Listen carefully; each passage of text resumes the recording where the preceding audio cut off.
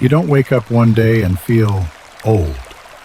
You wake up one day and realize you've been holding your breath about time. Maybe it's the way your knee complains on the stairs, or the way the mirror catches you off guard in a bathroom light you didn't choose, or the way you hear a younger person talk about later, like later is guaranteed. And for a moment, something tightens inside, not because anything is wrong, but because the mind quietly whispers, "This isn't how it's supposed to go." Here's the strange truth. Aging doesn't hurt as much as resisting aging. It's not the years that bruise you.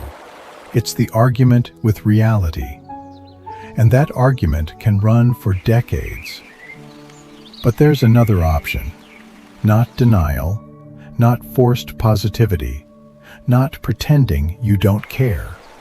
A calmer, braver way. Learning how to age wisely without losing your warmth, your humor, or your sense of self. Because the goal isn't to stay young. The goal is to stay awake. So wherever you are, in the kitchen, in the car, on the couch, or in a late-night hallway while the rest of the house sleeps, let this be a small inner reset. Unclench your jaw if you can. Drop your shoulders half an inch. And take one slower breath than usual. In and out. You don't have to fix your whole life during this listen. You don't have to solve aging. Just notice what's here without adding extra pressure. And if grief has been traveling alongside you lately, the loss of a parent, a friend, a marriage, or a version of your health, please hear this gently. You don't have to carry it alone. If you ever feel overwhelmed, reaching out to a trusted professional or support group can be a strong and steady act of care. For now, we're going to explore something simple. How Buddhist teachings, shared here as practical philosophy, can help you age with less fear, less bitterness, and more peace. In Buddhism, there's a quiet emphasis on seeing clearly. Everything changes. Bodies change. Roles change. Energy changes. What you can do in a day changes. Not as a punishment, not as a personal failure, just as nature doing what nature does. The suffering comes when the mind says, "This change shouldn't be happening to me," or "I should be different," or "I'm falling behind." Here's the freeing reframe.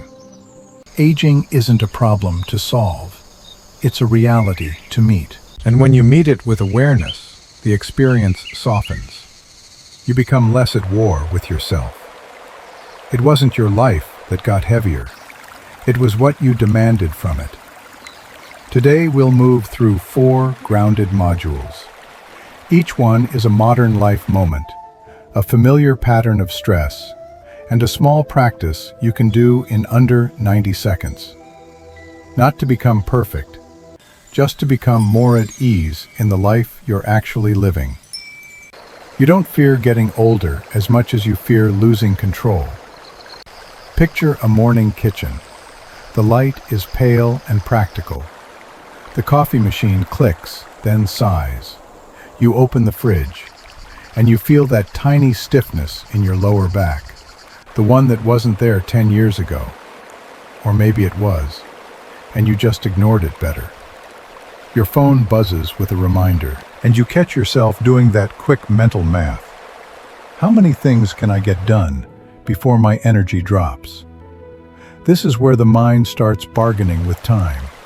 If I stretch more, if I eat better, if I work harder, if I optimize everything, maybe I can outrun change. And to be clear, caring for your body is wise. But there's a difference between care and panic. Care is steady. Panic is controlling. When aging shows up, the controlling mind treats it like a threat. It scans for evidence, wrinkles, aches, slower recovery. different sleep, different mood. Then it creates a story. I'm declining. I'm becoming less. I'm running out. The problem wasn't the feeling. It was the story you wrapped around it. The Buddhist teaching here is simple. Everything is in motion. And when we stop fighting that motion, we stop adding a second layer of pain. Impermanence isn't meant to make you gloomy. It's meant to make you honest, and therefore lighter. Aging is impermanence with a calendar. And the invitation is not to like it. It's to stop arguing with what's already true.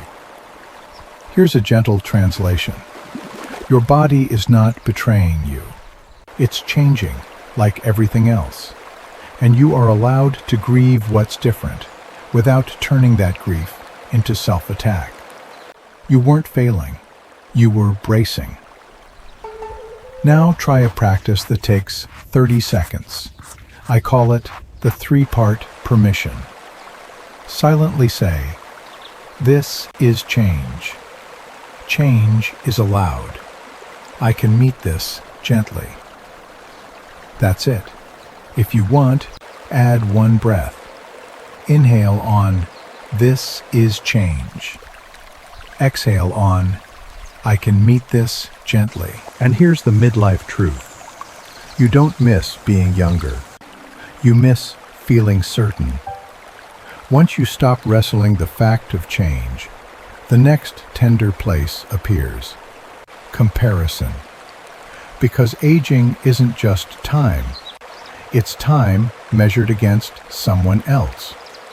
Comparison is the mind's way of turning aging into a contest you can't win. Imagine a parking lot outside a grocery store.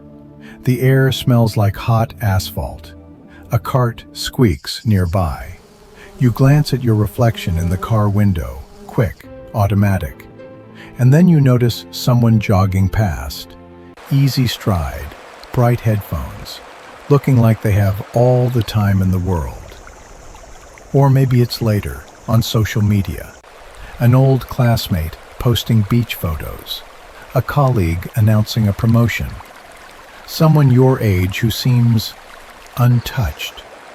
And suddenly your chest tightens. Just a little. The mind says, I should be doing better than this. They're aging better than me. I wasted my chance. This is a very human pain. Not the pain of getting older. The pain of measuring your life like a report card. In Buddhist terms, this is craving. Not only craving for youth, but craving for an identity. The impressive one, the attractive one, the thriving one, the one who figured it out.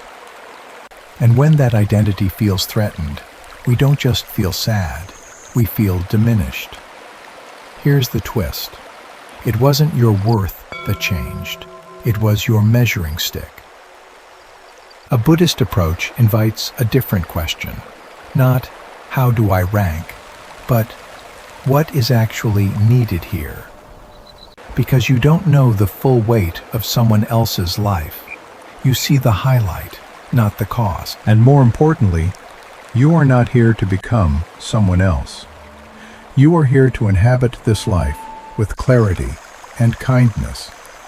Non-attachment doesn't mean not caring. It means not gripping an image so tightly that you strangle the present. Now try a 1-minute practice. The 2-list reset. List A. 3 things that are true today. I'm tired.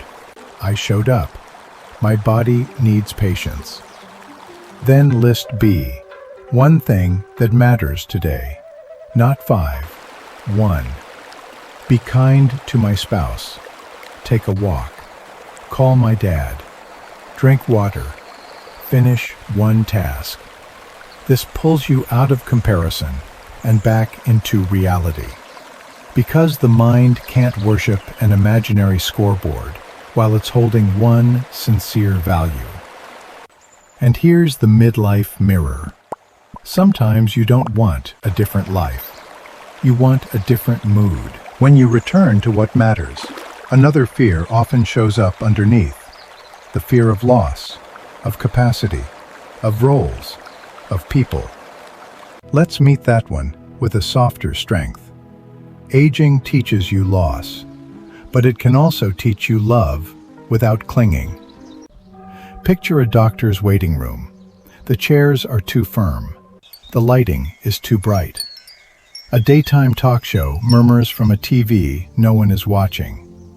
Someone coughs behind a magazine. You look at a form asking about symptoms and dates. Or maybe it isn't a doctor's office at all. Maybe it's laundry. You fold the shirt, and you notice your hands look like your mother's hands now. And a wave passes through you. This is going. This is going. This is going. Loss is part of aging. Sometimes it's dramatic. Sometimes it's subtle. Stamina, memory sharpness, a certain kind of attention from the world. A parent's independence. A friend's presence. A role you once held. The mind responds with fear and grief, both natural. But then it adds something extra. It tries to secure life by tightening its grip. That grip can look like control, bitterness, numbness, constant planning, refusing to talk about hard things, or self-judgment. I'm not handling this well. The problem wasn't that you cared. It was that you thought caring required clenching. Buddhism often points to compassion as a steady response to impermanence. Not pity, not sentimentality. Compassion as the courage to stay present with what hurts, without letting it poison your heart. There's a quiet teaching here. Everything you love is on loan, not to make you bleak, but so you can love more honestly. When you stop demanding permanence, you start noticing preciousness. A voice on the phone, a shared meal, your dog's head on your foot, your partner rinsing a plate. Here's the twist. Grief is not a sign you're broken. It's a sign you're connected. Now, a simple practice. Hand to heart. Place a hand on your chest, or imagine it if you're in public. Take one slow breath. Then say quietly inside, "This is hard. I'm not alone in this. May I be gentle with myself." If someone you love is struggling, add, "May they be held in care." This doesn't erase grief. It keeps grief from becoming isolation. And here's the midlife mirror. You're not falling apart. You're being asked to soften. Now let's move to something very practical. Wise effort. Because aging wisely isn't only accepting change. It's learning how to spend your energy like it matters. The older you get, the more freedom you have to stop doing life the hard way. It's late evening. The house finally quiets down. The TV glow flickers across the room. Your phone rests in your hand like a small, anxious pet. You scroll without meaning to. News, photos, opinions, reminders of everything you haven't done. And you feel the familiar pressure. I should be more productive. I should be healthier. I should have figured this out by now. And there it is again, the subtle self-attack. In midlife, should becomes a constant background noise, and aging can intensify it. You don't have time to waste. Hurry up, fix it, prove it. But that urgency often isn't wisdom. It's fear disguised as discipline. Buddhism talks about wise effort, not forcing, not collapsing, tuning your energy to what actually helps. like adjusting a stringed instrument. Too tight, it snaps.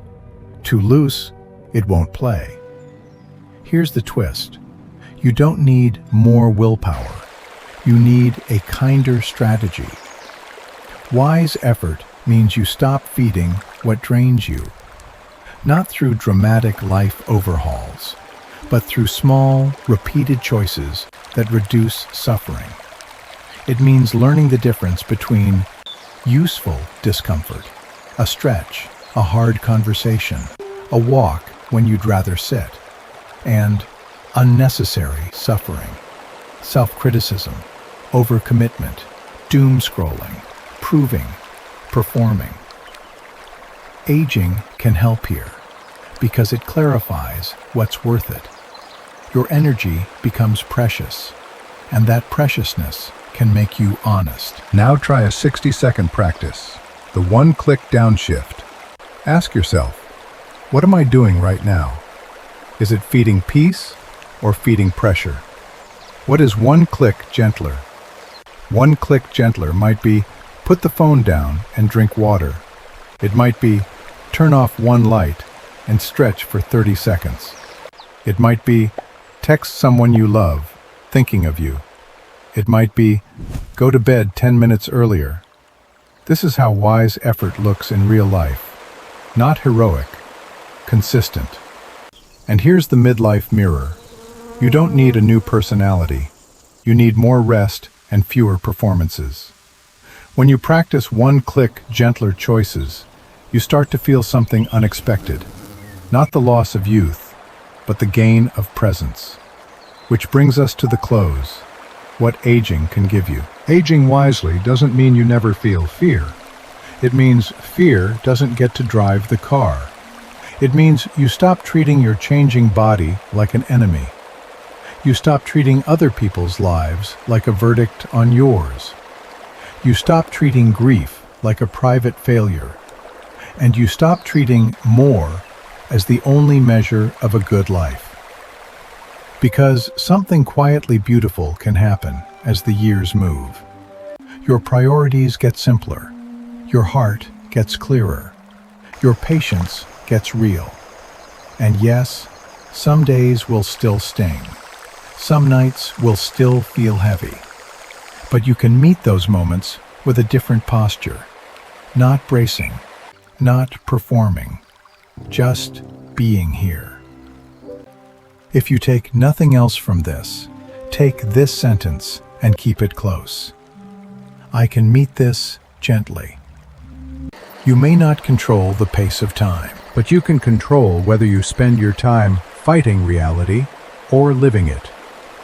And if you're in a season where change feels like too much, health scares, deep loneliness, a wave of grief that won't let up, please don't interpret that as weakness.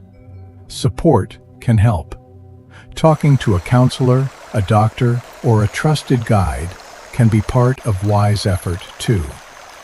So tonight or tomorrow morning, or the next time you catch yourself comparing, clenching, or racing, one breath, one hand to the heart, one click gentler. You're not here to stay young. You're here to stay awake while you grow.